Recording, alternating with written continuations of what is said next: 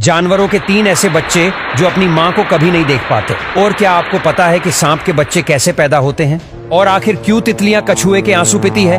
तो चलिए जानते हैं। Number 1, scorpion. दोस्तों, एक मादा बिच्छू अपने बच्चों को अपनी पीठ के ऊपर रखती है, जिसके कारण वह सही से चल भी नहीं पाती और बच्चे भी नीचे नहीं उतर सकते क्योंकि इनकी आंखें नहीं खुली होती और यह बहुत ही छोटे होते हैं। और इसी वजह से भूख लगने पर सारे बच्चे अपनी माँ को ही धीरे धीरे खाना शुरू कर देते हैं, जिस कारण ये कभी भी अपनी माँ को नहीं देख पाते। Number 2, sea turtle. आपको बता दें कि पानी में रहने वाले कछुए अपने बच्चों को कभी नहीं देख पाते और ना ही बच्चे अपनी माँ को देख पाते हैं, क्योंकि एक मादा कछुआ अपने अंडे देने के लिए समुद्र के किनारे जाती है और अंडे देने के बाद खाना ढूंढने के लिए फिर से समुद्र में चली जाती है और यह पानी की गहराइयों में जाने के बाद ये भूल जाती है कि उसने अपने अंडे कहाँ रखे थे। Number 3, octopus. दोस्तों, ऑक्टोपस पानी में रहने वाला बहुत ही शांत जीव है जो कि समुद्र की असीम गहराइयों में रहना पसंद करता है। आपको बता दें कि एक मादा ऑक्टोपस एक बार में करीब 70 से 80 हजार अंडे देती है और ये अपने अंडों की देखभाल करने के लिए एक ही जगह पर बैठी रहती है। पर दुख की बात तो यह है कि अंडों से बच्चे निकलने से पहले ही भूख के कारण मादा ऑक्टोपस की मौत हो जाती है। और दोस्तों, क्या आपको पता है कि सांप के बच्चे कैसे पैदा होते हैं? अगर नहीं तो चलिए जानते हैं। दरअसल इस दुनिया में जितने भी सांपों की प्रजातियां मौजूद हैं, वह सभी एक ही प्रोसेस से बच्चों को जन्म नहीं देते। एक सांप किस तरह अपने बच्चों को जन्म देगी वो उसकी प्रजाति पर डिपेंड करता है कि वो ओविपोरस है या फिर विविपोरस या फिर ओवोविविपोरस, क्योंकि जो ओविपोरस सांप होते हैं वह अंडे देते हैं और उनके बच्चों को ही पूरी मेहनत करके उन अंडों से बाहर निकलना पड़ता है।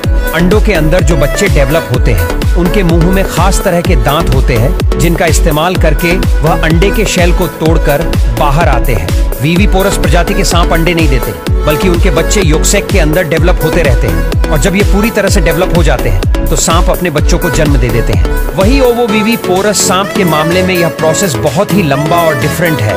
यहाँ पर सांपों के बच्चों को अपनी माँ के पेट से निकलने के लिए काफी मेहनत करनी पड़ती है, क्योंकि जब अपनी माँ के पेट में होते हैं तभी इन्हें अंडों के शेल को तोड़कर बाहर निकालना पड़ता है और ये खुद काफी स्ट्रगल करके पेट में से बाहर निकलते हैं।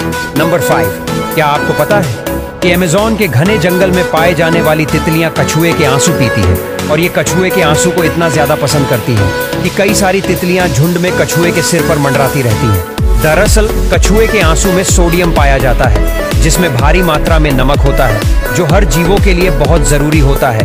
वही अमेज़न जंगल में रहकर तितलियां जो भी आहार लेती है उसमें उन्हें सोडियम नहीं मिल पाता, जिस कारण वह अपने शरीर में सोडियम की जरूरत को पूरा करने के लिए कछुए के आंसुओं को पीती है। दरअसल वैज्ञानिकों का मानना है कि कछुए दूसरे जीवों की तरह यूरिन के जरिए एक्स्ट्रा नमक को बाहर नहीं निकाल पाते, लेकिन इनके आंसुओं के जरिए इनका एक्स्ट्रा नमक बॉडी से बाहर निकल आता है और इसीलिए तितलियां जब इनके आंसू पीती है तो इन्हें कोई दिक्कत नहीं होती, बल्कि इससे इनके आंखों की सफाई हो जाती है।